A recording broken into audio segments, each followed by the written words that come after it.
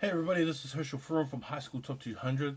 This St. Paul's 2016 review is brought to you by Fineline Barbers. What Fineline Barbers has done is that they've hooked up with a major barbering supplier, and in 2017 in September they are holding an Aotearoa barber competition. This is for any barbers in New Zealand. You don't have to have your certificates or anything like that. You can join and then show your skills in front of everybody. It's going to be a way for barbers to show what they've got, and also for barbers and also suppliers and vendors to also get a network going. It's going to be in September 2017, the Aotearoa Barber Competition.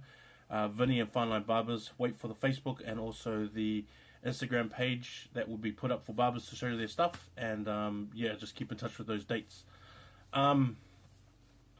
This St. Paul's one, and as a lot of you know, I'm from Hamilton, and so I'm always in Hamilton, and so a lot of the times I would be going to Hamilton games or games that are around the Waikato, and so I caught a bit of St. Paul's games this year, and it was a team I knew that was going to be strong. I knew that they had a lot of good players in there. I knew they had a lot of good returning players, and also some younger players that would be able to fill in.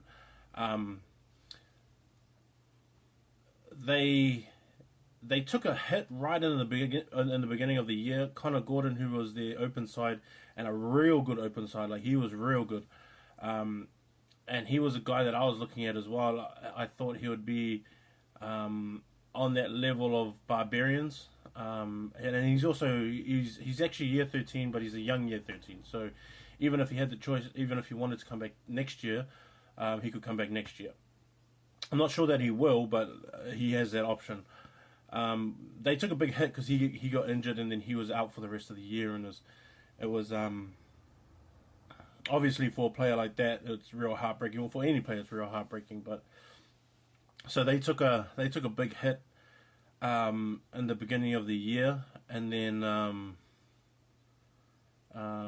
Jock stepped up. Yardley. Yeah, I think Yardley's his last name. And so Jock stepped up, and him and Ronke were the blind side and open side, and they actually teamed up, and they were actually pretty good. They were pretty dominant in most of their games, and because they had someone like Jackson Morgan, who was so big and so strong, and you know he's really tall and he's got a really good offensive game. So they Ronke, Jock, and also Jackson, they worked out how they could play together, and then they managed to also fill that void and that gap that Connor left. And so I thought that was really good with them. They had a really good strong forward pack this year, St. Paul's. They had Josh and Sam in the locks, and if you know Sam and some of the Chiefs boys and would know him as well, he's about maybe 6'8", I think. Maybe just under 6'8", real tall kid, and he's actually really hard working. He's going to be one of those guys that I think maybe not next year, but the year after, he's gonna thicken out, and I think that he's going to be one of those kind of dominating players that we should actually really watch out for. Kind of like Putty Parkinson from Tasman. He's the same as him. I thought they were really good, talented guys. They were just a bit lightweight now, but then if you see Putty now, he's sticking down, and he's a lot bigger. So it actually works out in the end for those kind of guys. They had another blow with Declan coming down from Westlake Boys, and Barberich, Declan Barberich, he came down as a prop, and it was good because they had a good rotation in their front row. And the good front row is coming back next year, and I think they're going to have one of the best, probably the best front row coming back next year. I know that's kind of a lot of pressure for them boys, but I that's honestly what I think. So Declan came down, and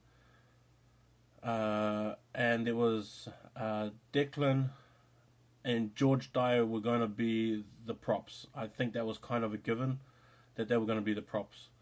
And then you had Sam Cooper and then Ashton Fino were the hookers, and Ashton can actually play prop and hooker, so they had a good rotation of those four players.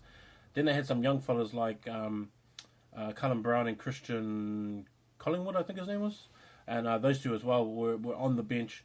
But with those four main players of Declan, Sam, George, and Ashton, like those guys had that. You could just see that when they played, they had that good connection with each other, that they knew what was going on, they knew how to switch it up and get into the game. Declan, however, got injured 4 games in, I think, and then he was actually out for the whole year with just a frustrating hand injury. And he's another one of those players that I think will come back later on, even next year, and have a big year next year. Connor Collins at halfback was a guy I thought was very underrated. Tom Yarrow was another one as well. And I also liked Tao and Hunter that were second 5 and centre, and I thought they were actually a pretty good pairing.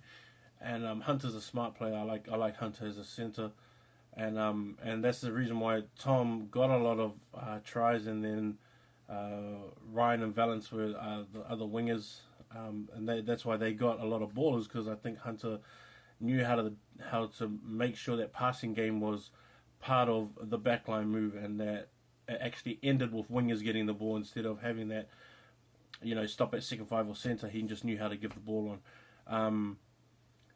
St. Paul's, I ranked them in the top 25 this year, and they never fell out. They never fell out of the top 25, but they had some pretty up and down games, which I thought that they should have played better. Like, they had 2 losses in the beginning against Sacred Heart and Hastings boys, and both were 26-7, 24-6, which I think are really good scores. And then they had played Francis Douglas, and then they won 22-6, which I thought should have been a bit more. Then they came out against Wesley in their first Wesley game, and they blew them out 39-10, which is the St. Paul's that I thought we should be seeing anyway. Then they went to Tauranga, and from what I heard, and this is just what I heard because I didn't go to this game, was that they rested some players, and then they ended up losing 13-19, whereas I think they were a stronger team than Tauranga boys. I really thought that they were a stronger, better, bigger team than Tauranga boys, and then they ended up losing. Then they had to play Hamilton boys, which I understand of why you would rest your players, but that early in the season, your players should be fresh, and they should be upbeat, and still easier or faster to recover and things like that. So I didn't understand why they thought that they should rest them rest them for the Hamilton game when you had to take care of Tauranga boys first. And so that was one of the bad games that I thought that they had, because for me, like, when I think about teams like this, and I put it as your worst loss as well of the season, I think you win the games that you have to win. You win the games that you should win. And then you try and pick off, a few of the ones that you shouldn't win. The teams that you shouldn't beat, you try and pick off a couple of those throughout the year, so that it builds your team and it gets your team a more positive and, gets them going again. Tauranga actually did that against St. Paul's. They really shouldn't have been St. Paul's, but then they thought, well, we'll go for this game to be that game that we prove to ourselves that we can beat better teams, and they did. The best win that I think that St. Paul's had was actually the second win against Wesley, because they played Wesley again a few weeks after, and I think this one was the TV one where they won 38-0 against Wesley. Only because they went on a bit of a winning streak. So they lost against Tauranga, they lost against Hamilton boys. Then they had Wanganui Collegiate when they won Wanganui, they won Wesley, they won Fielding, they won St. Peter's, they won Rathkill, and then they fell against St. John's. But I thought that second time that they beat Wesley sort of secured and solidified themselves as a big time team. The guys you should watch out for is probably Luke Donaldson and Valence. Valence is a big pickup for these guys. Valence Crosby Te Whare, who I think is from Tangaroa College, but he's come down to St. Paul's. So look out for him. I hope he moves into into the midfield next year, because I think Tao is going. Tao and Hunter, I think, might be going. But anyways, I hope that he moves in. But those will be on my reviews for next year, which will be coming up after. They'll be my previews for next year, coming after the reviews. That's my review for St Paul's Collegiate, and keep an eye out for the next one. Peace.